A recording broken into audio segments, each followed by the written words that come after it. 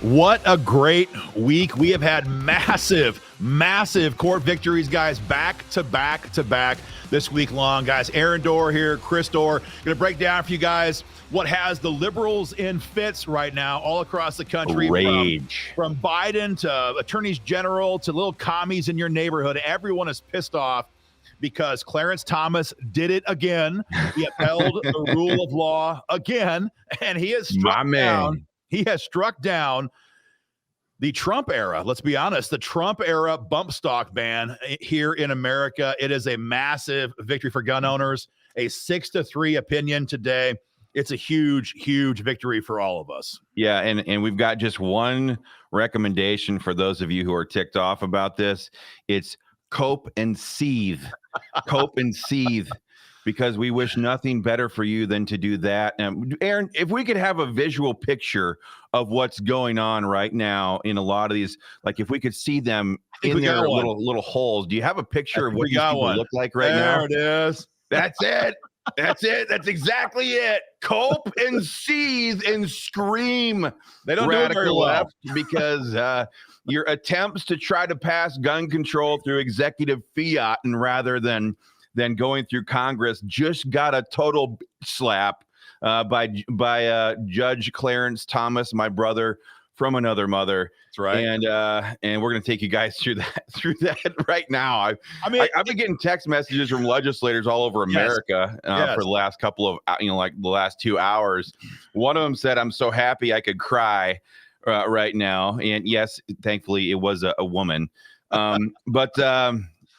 I'm about teared up myself. So, Aaron, why don't you kind of bring us into this 6-3 decision by the majority court?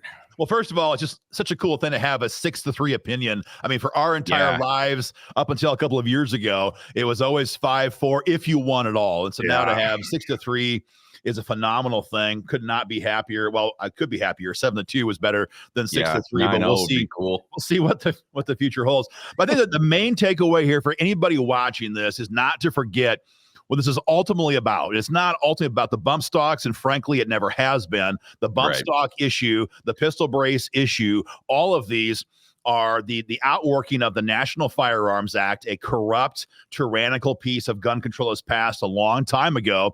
And the National Firearms Act is not settled law. It's like a shoebox. And so whenever Biden wants to ban some new accessory, he just opens up the lid of the NFA and he tosses in your bump stock and he slams the lid shut. And tells the ATF, all right, boys, go out there and enforce this and arrest those SOB patriots who have a pistol brace in this case or bump stocks in this case. That's cool.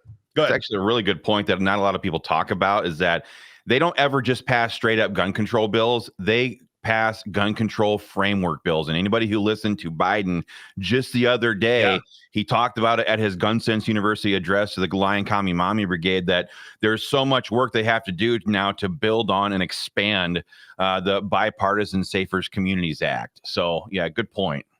So this is just an expandable framework, which the NFA was, and the pistol brace, in this case, bump stock issue, is the latest victim of this, or it was until this morning. And so what they did was simply say, well, this item is now controlled by the National Firearms Act. It's same as a machine gun. And so you'd have to go through those processes. And if you had one, you were under orders as of, I think it was January of last year, Chris, or March of last year, to surrender it. Or no, I'm confusing with pistol braces. I'm sorry. Yeah, I was gonna say that's pistol braces.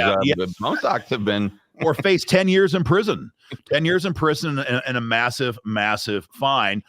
And those days are gone. And Clarence Thomas had a very awesome opinion. I read the whole thing word for word a little bit ago. So did you, Chris. 20 pages of freedom on text. And what was hilarious to me was that Clarence Thomas didn't even have to use the big arguments. He didn't even have to say, you guys bypassed Congress. You mandated gun control by fiat. That's tyranny. He didn't even have to do that. All he did was he beat Biden's ass by using his own arguments against him about what a machine gun actually is. That's actually one of the most satisfying things about this whole ruling. And we're big believers in this here at the American Firearms, whatever platform you're watching this on right now, quite frankly, at using the enemy's rules against them, forcing them to live under their own rules. And that's exactly what he did here. Aaron, you've read the whole thing. And yeah, we have some and phenomenal quotes. I mean, for those who don't know what a bump stock is, it attaches to the back of your rifle and it allows your body to kind of harness the energy of the recoil, and it allows the gun to function at a faster rate. But the media wants you to believe that it's an absolute machine gun. If you've ever used one, you know it's not really that way, because your supporting hand has to hold that rifle forearm just right. Too much pressure, it doesn't work. Not enough, the gun jams. It doesn't work reliably. And that's what Clarence Thomas said. He said that the gun requires two hands. It is not simply a single depression of the trigger to function as a full auto. And he said, we conclude that semi-automatic rifles equipped with a bump stock is not a machine gun because it does not fire more than one shot by a single function of the trigger. And he even, Chris, you saw this, he even went so far as to have drawings in the opinion to show the ATF, because everyone's watched Dettelbach, right? You've watched him in hearings. I've been there in hearings with Dettelbach, and they'll ask him, what's a machine gun? What's a pistol brace? What's a bump stock? And Dettelbach's always like, I don't know. So Clarence Thomas, Dettelbach, hey, I'm going to fall on this sword. Dettelbach is your classic Northern Ohio brain dead liberal. He really has no clue, but he's riding for the brand because he's made his entire life career a public service of being a slave for the left. So yeah, that's exactly what Clarence Thomas is not. Yeah, he put the drawings in the decision so that Dettelbach can Google and find out what the hell is a machine gun. And so he showed him, this is what a machine gun is. This is what a bump stock is. And it does not allow the firearm to be operated by a single press of the trigger at full auto capacity. He made it so that the crayon eaters like this one could actually figure out what was going on or what he was meaning by it. So. He had one more quote too. He said that a bump stock is not a machine gun for a second reason. Even if a semi-automatic rifle with a bump stock could fire more than one shot by a single function of the trigger, it would not be able to do so automatically. And that's where he explained in detail, I'm talking about paragraphs and paragraphs, how it needs a supporting hand to make the rifle function the right way with a bump stock. He wrote this like he's been an Army Special Forces firearms instructor for like 20 years. It's amazing the detail he went into. It's actually a really good point, and it leaves me sitting here begging. I really want to know the answer to this question. Does this guy actually know guns that thoroughly himself? And I wouldn't be surprised because, he probably goes out to the good old boy clubs on the outskirts of up there in Maryland somewhere. I'm sure he can find some special forces boys to go shooting with. Or does he have like some awesome based legal clerks that are like totally kitted out and could come in there and explain this to him and say, here, boss, this is how this works. This is why these guys are fools. I want to know. What's cool about it too was I was telling you, Chris, a minute ago. So Clarence Thomas, he's obviously the workhorse for gun owners when it comes to all things in the Second Amendment right now. But Justice Alito, the dude cracks me up. Justice Alito cracks me up. I shouldn't call him dude, because he has a half a page opinion where he pretty much is like, yeah, all that he said. Oh, yeah. And then he has a very good shot across the bow of today's Democrat Party and the rhino backstabbing traitors who want to ban bump stocks. He says there's a simple remedy for the disparate treatment of bump stocks and machine guns. Congress, this is genius. Wait for it. Congress can simply amend the law. And he says, and perhaps would have done so already if the ATF had stuck with its earlier interpretations of bump stocks. Now the situation has been made clear by us, he's saying, Congress can act. So Alito is being very clear. He's like, hey, if you commies, if you gun-grabbing tyrants, if you want to ban bump stocks, then have the balls to do it on the floor of Congress. Take the roll call vote so the American people can hold you accountable if you want to vote for tyranny. And they don't have the balls to do that right now. And what I also enjoyed about this very thoroughly, even though she's dead, was this was all very predictable. It was even predictable to then alive, not unalive, Senator Dianne Feinstein. She had said something to the effect that that the NRA's lawyers were going to have a field day with this because it was hinged on a dubious analysis, and that the ATF lacked the statutory authority to prohibit bump stocks in the first place. So even some of the hardcore radical lefties on the other side could see what was happening here, the dangers of the path that they were pursuing. But I think this all is part of the left, it was part of the left's strategy to throw so much crap at the wall, to see how much it could, to see how much could stick, so that they could then start building on that with successive attempts like the ATF's pistol brace ruling and things like that. So this really cost them a lot.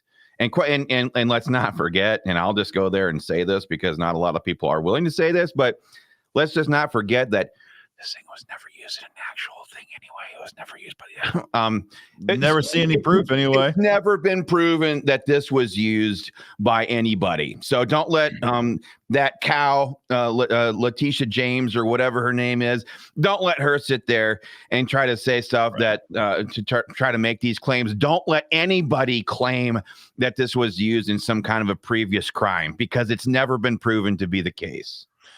And just don't forget then, folks, the next time there's a shooting somewhere, the next time some president on the left, on the right, whatever, tries to then point to an accessory and say, we have to ban this, that is absolutely the wrong approach to take. That is the definition of tyranny, of bypassing Congress and mandating gun control through executive order. Thank God this Supreme Court could shut this down. And it took years. This happened in 2017. It's been, it's been about 7 years, but never forget that that Clarence Thomas took 7 years to get here, but they took care of it. Thank God. And, literally, thank God. There's a Bible verse that comes to mind here. And I was trying to find it a minute ago, Chris, as we were talking.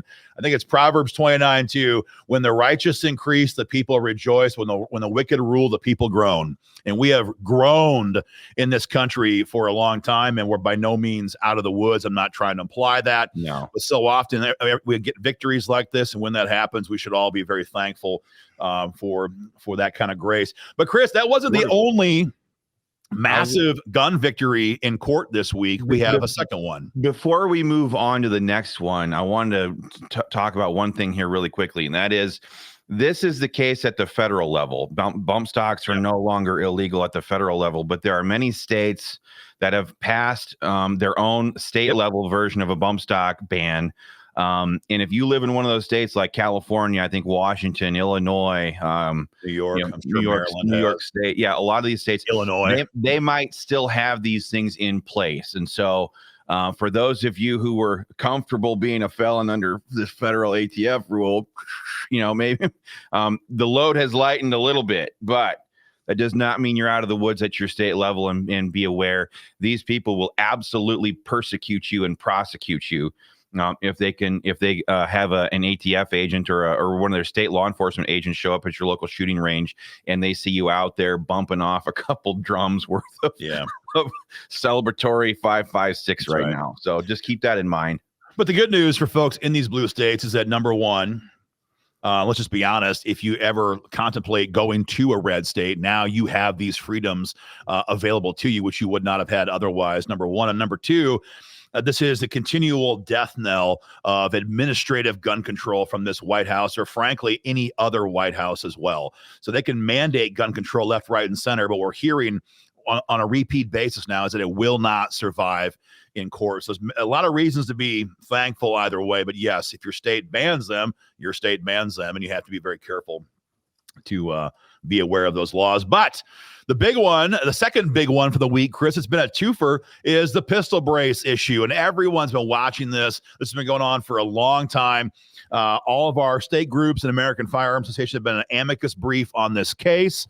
And awesome news out of the Texas district courts today. Last week, the judge's name is Matthew Kaczmarek. And if you ever want a fun little ride, like hop on YouTube and just type in Matthew Kaczmarek, a video search, and watch how much the left has hated this guy before he issued this opinion. But for those who know, we're talking about a pistol brace is identical in the way it looks with a normal AR-15 buttstock. You cannot tell them apart from 5 feet away, and it functions similarly, but the ultimate design is to make it easy for those who lack upper body strength, or those who are disabled, those who are military veterans who have literally lost limbs, as was the case of one of the people in this case, to more easily stabilize an AR pistol. That's what it is. Functionally, it looks like anything else. And so the idea that the ATF has no problem with a buttstock for a rifle, but suddenly wants to ban pistol braces, was always stupid. And when we were in hearings with the ATF, Chris, we had Congressman Massey hold up a buttstock and a pistol brace. And he asked Dumb Dettelbach, which one is which? And I don't know. So great news. This law, it was never a law. This order has been totally blocked. It has no authority. It is not effective by the ATF any longer. The issue came down 2 days ago. The case is Brito versus ATF. And for those who've been watching this case, it's already been dealt with at district court level, and it was actually upheld there. It then went to the circuit court level in the 5th, and everyone knows that these days in America, the 5th Circuit is the pro-gun circuit in the country for gun control rules. Yeah, and so the 5th took an approach on this and said, look, frickin' Biden and ATF cannot mandate gun control by fiat. Specifically, it said it violated the Administrative Procedures Act, which is to say that you can't make law by rulemaking. There has to be an actual law passed in Congress to be able to do this. And so the 5th destroyed it already. They then said, hey, Judge Kaczmarek, now that we've just like toppled the entire authority structure of the pistol brace ban, go back and review it and see if anything else still stands. And no surprise, Kaczmarek is like, nope, this entire thing is out. It is done. It cannot be enforced. Biden can kiss our butt. Now, they will likely, potentially be able to appeal this. Well, I was just gonna ask you that. Are they going to do that now? Because my gosh, or maybe they're masochistic. Maybe they like getting their ass beaten or something by the court. I don't know. They could appeal. I mean, you've now got conflicting opinions, and so they may appeal it now. They've got their butt kicked in the district court and now in circuit court, so they may appeal to the Supreme Court. But man, these guys are on a losing streak, and it's not going to end anytime soon. So we will have to see. But for the time being, the pistol brace ban from the feds is absolutely blocked. It is no longer in effect. And not a lot of states have passed a pistol brace ban. I think very few, as in maybe none, have actually passed a pistol brace ban. Not that I know of. A lot of the blue states have passed the bump stock ban, but I think a lot of them were waiting to see what was going to happen with the bump stock ban to decide, are we going to waste our time in banning pistol braces? They might try and do it now in light of this decision from the courts, but for the time being, this thing is over. So two major victories. Yeah, I would also just throw this out there because we saw this in July of 2022. Make no mistake about this, the left is not going to take this as a loss and then just proceed to go on with their lives. Like, they never ever do that. So in 2022, when we saw Roe v. Wade get struck down immediately, and I was actually there in D.C. when this happened, but you had people like that U.S. senator from Massachusetts. I forget what his name is. It's not Chris Murphy. It's the other one, or maybe he's from Connecticut. Anyway, the left instantly got up there, and they were using that loss of theirs on that issue to immediately demand court packing. So that's exactly what I anticipate. That's going to be a huge result of what we're seeing right now. They're going to want to expand the court from 9 to 13. I doubt they would go 11. 13. No, it's 13. 15. They have bills already filed. They already have bills filed. Okay. Yeah. So that's the natural course of action for them here is to go in that direction. And of course, they will absolutely try to make gun control a massive issue in the upcoming presidential elections as well. So, they want to add 100 district court judges as well. That's already in legislation proposed in Congress. And they want to go from 9 to 13 because going from 9 to 11 doesn't fix their problem. That's not enough. That's back to a 5 to 4 court, I believe. It'd be on that split. And then also by having a larger bench, it allows them to get, more time and opportunities then to swap out different people when they get control. So their goal is then, if they get in, they want to get the youngest people possible in there so they can have long-term, tenures on the bench, and give them ample opportunity to replace them the next time a lefty gets elected. So, yeah, like Justice Brown, for example. Ketanji Brown is very young. She'll be there for decades and decades and decades. And she's just dumber than hell. She came in to find a woman. She came in to find a woman. That's look inside her own pants or down her own shirt to figure out exactly what she is. So that's how stupid. I mean, that's how dumb these people are. For those who are asking what does come next at the Supreme Court level after the elections in November, because nothing's going to happen between now and November, but what's going to happen next? Well, Sonia Sotomayor, who was confirmed in 2009, now travels with a medic whenever she travels longer distances. No, you can Google it. It's all over the news. I mean, it's everywhere. She's going to Starbucks nearby if she gets to do that. No problem. But when she travels distances, she has to bring a medic because her diabetes, how you pronounce it, depends on what part of the country you live in. Yeah, it's bad enough that she has to have a medic with her when she travels. So the next president will undoubtedly be appointing at least one, nominee to the Supreme Court. Of course, President Trump put 3 justices on the Supreme Court. It is ironic that President Trump is the one who made a huge mistake and banned bump stocks by executive authority. However, the same justices that he put on the court said, no, that's not how this works. And we're going to strike that down. And of course, the Biden White House went all in with Merrick Garland to help uphold that decision in the Supreme Court. And there it is. There it is. My man. I mean, that guy is fighting. Put that back up there. You can just tell. You look at that guy's face, like he's fighting hard to keep that smirk off his face because this guy is he's done more to safeguard freedom through God's common grace than any Republican Congress that we've had in our lifetime. And any Republican president, frankly, that we've had in our lifetime when it comes to the Second Amendment. So every other special interest group gets a payoff when Republicans get power. I mean, every single other special interest group. But what have gun owners ever gotten legislatively for all of the work that they do to get control of Congress and the White House? Not one thing, and far worse than that, they get shivved in the ribs. I'm sick and tired of that. Yep. Anyway, guys, that's the wrap up for right now. It's a great victory. We're very thankful to be a part of this for you through our legal team and our amicus briefs. Much more to come. These issues are not going to go away. We have upcoming cases on Biden redefining what a gun dealer is, and much more is coming. As Chris said, they're not going to take this loss and simply go home. But for today and for this weekend, pop off, dump a mag for Clarence Thomas. Dump a mag for Clarence Thomas, even if it's 50 cents around right now. Dump a mag for Clarence Thomas and be thankful for this massive victory we had this week in court. Much more to come, guys.